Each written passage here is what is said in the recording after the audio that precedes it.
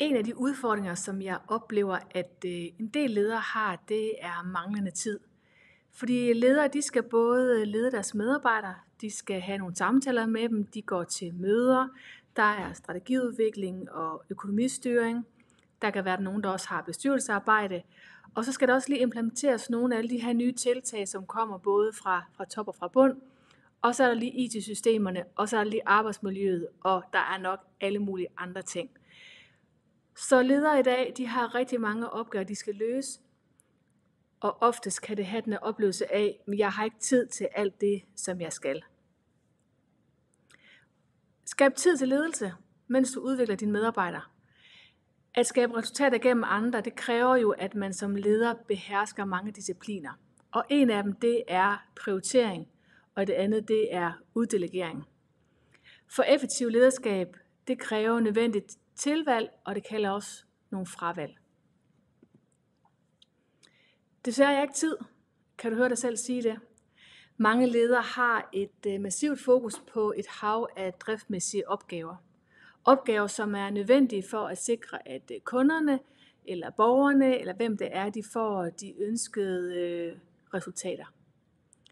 Og medarbejderne har brug for retning og brug for sparring.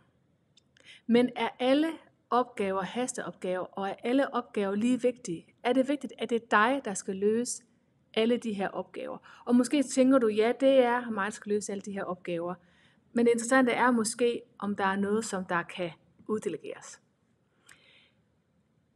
Prioriteringsmatrixen, den kunne være en rigtig god øvelse at få lavet. Den ene opgave haster, den anden skal afleveres nu, og en tredje burde være lavet i går. Så styrer opgaveløsningen dig, eller styrer du opgaverne? Den her bruger jeg selv og rådgiver rigtig mange ledere til at bruge og få puttet opgaverne ind i det. Når der er en opgave, en driftsopgave, en medarbejdersamtale, en strategiudvikling, eller hvad det er, så prøv at kigge på den og så sige, jamen, er den vigtig? Men den haster ikke. Okay, så kan jeg i min kalender putte ind og sige, jamen, den er vigtig, men det er ikke nu, den skal laves, så hvornår putter jeg den ind? Så du får den ryddet lidt væk fra dit skrivebord. Der er måske nogle opgaver, som er gør straks.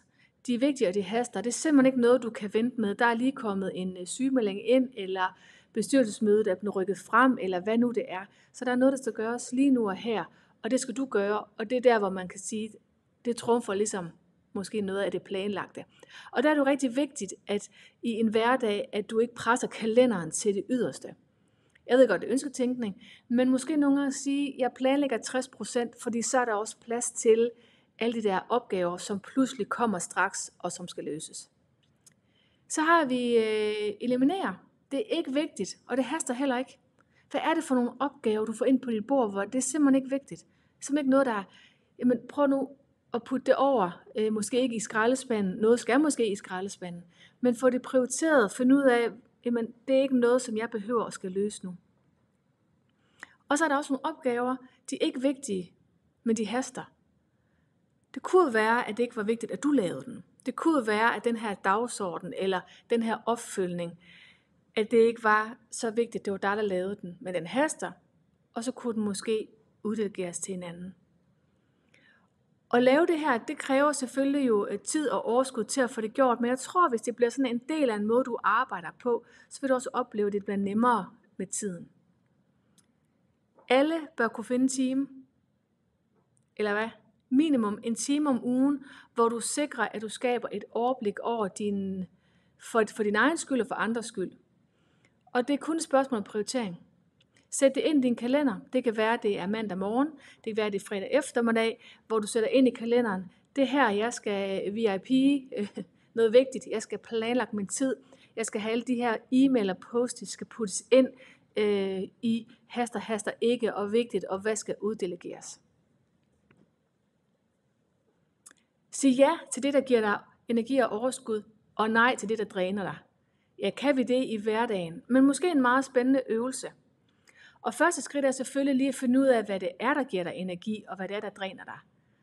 Hvis du tænker over, hvad det er for nogle arbejdsopgaver, hvor du bare kan mærke, yes mand, når jeg laver dem her, så lever jeg, så er jeg god, så er jeg dygtig, så får jeg energi, så kan jeg erobre verden. Og hvad er det også for nogle opgaver, hvor du tænker, det er dem, jeg skubber langt væk i løbet af dagen. Jeg kan ikke overskue at lave dem. Så næste skridt, det er jo så at dykke ned i de områder, som der dræner dig. Og udpege præcis, hvilken hændelser og opgaver det er, der dræner dig. Find ud af, hvem er det i mit team, hvem er det af mine medarbejdere, som er rigtig dygtige til at koordinere og være detaljeorienteret, for det er simpelthen ikke. Så hvad kunne de gøre? Hvad for nogle opgaver kunne de lave for mig, som gjorde, at jeg nemmere kan løse det, jeg er god til? Og så kan det være, at du tænker, men jeg kan jo ikke uddelegere noget, som jeg ikke selv gider. Jo, for der sidder jo garanteret nogen, som elsker det, og som får energi af at lave det. Og der skal vi blive meget bedre til at udnytte hinandens potentialer og ressourcer. Det er ikke tid til. Jeg tror, det er noget af det største, og det, der fylder rigtig meget, og noget, vi bruger meget i vores narrativ, det er ikke tid til, jeg har ikke den her tid. Nej, vi har kun 24 timer i døgnet. Men igen, du har et ansvar i at kigge ind i din tid, og prøve at finde ud af, hvordan bruger du den her tid på den bedste måde. Og vi får ikke mere tid. Vi har den tid, vi har. Så hvis du som leder både skal lede dig selv, og du skal lede dine medarbejdere, så må du have overskud og overgive dig til prioritering og uddelegering. Og hvis det er muligt at få kigget på, hvad der giver dig energi, hvad du er god til, og hvad der dræner dig. Så det er sådan 2 redskaber, jeg vil sige, kunne være en nyttig tilgang. Find ud af, hvad giver dig energi, hvad dræner dig, hvad kan du uddelegere, hvordan kan du prioritere i din hverdag. Tak fordi du kiggede med i min lille korte inspirationsvideo, og god fornøjelse med prioriteringsmatrixen. Og hvis du har brug for hjælp, så kan jeg hjælpe dig. Du kan bare skrive til mig på info@metteholmgaard.dk, så hjælper jeg dig glædeligt med, hvordan du kan bruge matrixmodellen, eller måske finde ud af, hvad for nogle talenter du har, hvad du er rigtig god til.